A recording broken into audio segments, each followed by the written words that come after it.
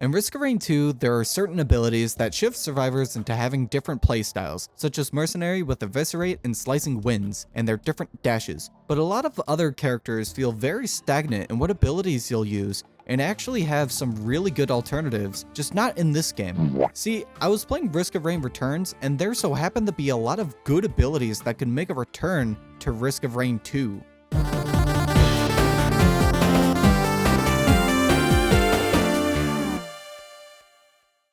Now, the first character we'll be talking about is Commando.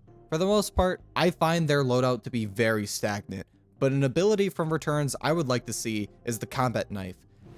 Slash enemies for 150% damage, wounding them for 4 seconds and briefly stunning them.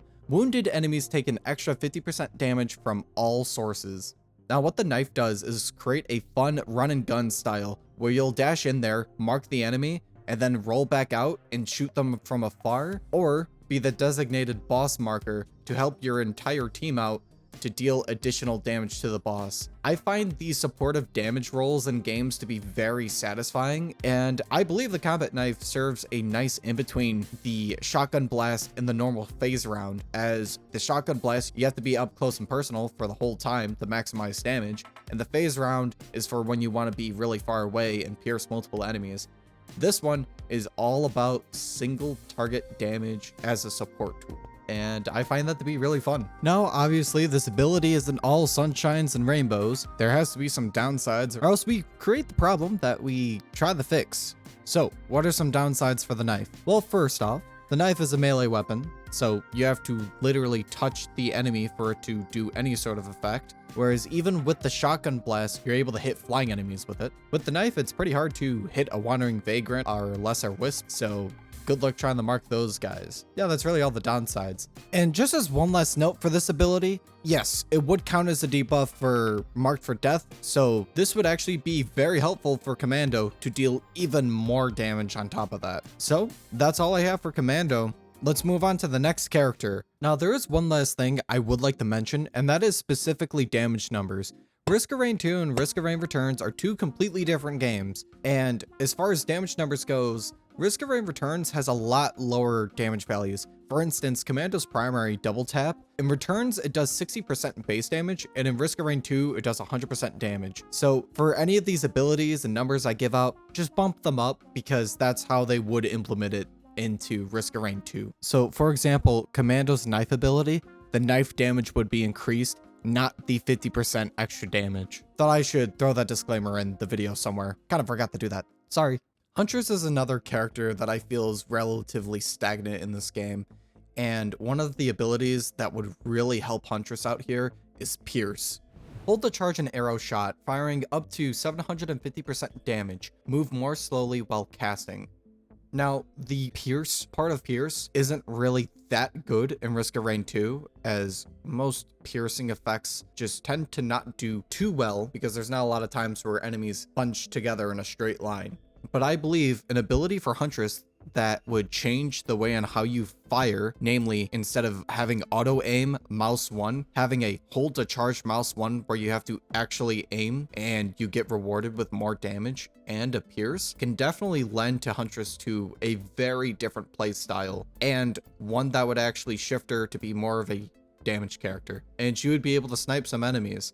Now, this is relatively similar to her alternate special ability that she has, the ballista shot, but you know, now it's on a primary instead of a special. Now, the biggest downside while going the Pierce is, namely, you lose that auto aim, and obviously you lose a lot of your movement speed. This ability hopefully would still be an agile move to keep with Huntress's theme, but you would be slower. Now, I just want to put an honorable mention for Laser Cyclone. It's such a fun ability, but I'm not sure how it would work out in Risk of Rain 2, since this ability was already like really overpowered in Returns, but translating that into a 3D space to try the dodge or glaive and have it still, you know, effectively do infinite damage if you line it up with a boss, I don't know. So balancing that would be kind of hard, but if they could do it, oh my gosh, it'd be awesome. Now it's time to talk about Bandit, the whole reason I actually made this video. See, Flashbang is such a cool ability. toss a flash grenade, stunning and blinding all enemies. Blinded enemies cannot attack, are slowed, and take 25% extra damage. Now, the reason I like this ability so much is most notably its cooldown, 15 seconds. See, typically Bandit has abilities that are very fast in their cooldown, and Lights Out actually doesn't really have any good synergies in base game Risk of Rain 2. But with Flashbang, it actually synergizes really well and makes an otherwise useless ability actually useful, and gives Bandit an entirely new playstyle. Now, the downsides for Flashbang are very simple. See, you trade your reliable mobility for a big area of effect bubble. That bubble will stay there for a while, but it's not going with you at all, which creates this fun balance of trying to maximize the damage within the bubble. And since it's in a bubble, again, as I mentioned earlier with the Commando knife, I love supportive damage rolls, and this one just seems like a lot of fun, and it'll make it easier for you to land your Lights Out because it's dealing increased damage. Now, I know what I said about the Mercenary being actually really well with their abilities. However, there's just one ability that I really want to see return, and that is Focus Strike. Hold to sheath your weapon, release before an incoming strike to parry enemy attacks for 500% to 1000% damage to all nearby enemies.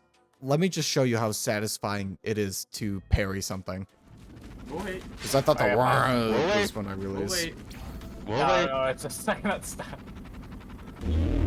Will he parry? Oh, I did it! No. Let's go! I didn't.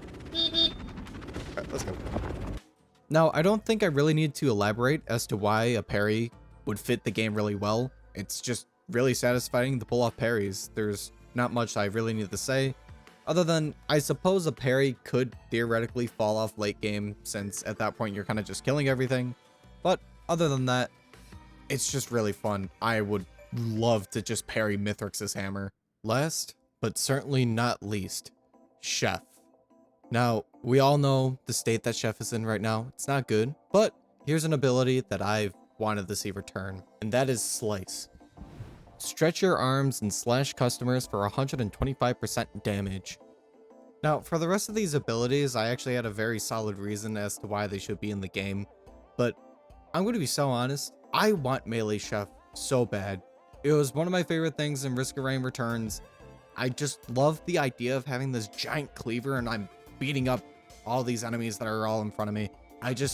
I want a giant cleaver. That's it. Chef needs more abilities anyway, so just literally anything. It could be anything. Gearbox, please, I beg you, I need it. I need the cleaver. I need the melee cleaver so bad. Please, I beg of you. I beg of you. But no, seriously, for this one to work, Chef would need some kind of other ranged ability, or else flying enemies are just absolutely terrible to go up against. But if Chef had another ranged ability in his arsenal, then I can actually see this one getting put into the game, because it is a load of fun.